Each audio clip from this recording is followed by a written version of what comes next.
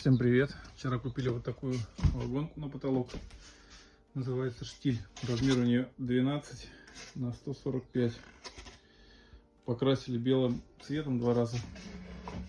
Несколько штук вчера успели прибить. Прибиваем вот таким нейлером финишным, аккумуляторный. Используем вот такие гвозди. Обойма заряжается. В каждую доску примерно по 40 гвоздей получается вот таких. Финишно их потом шляпки можно белым промазать, и вообще их незаметно.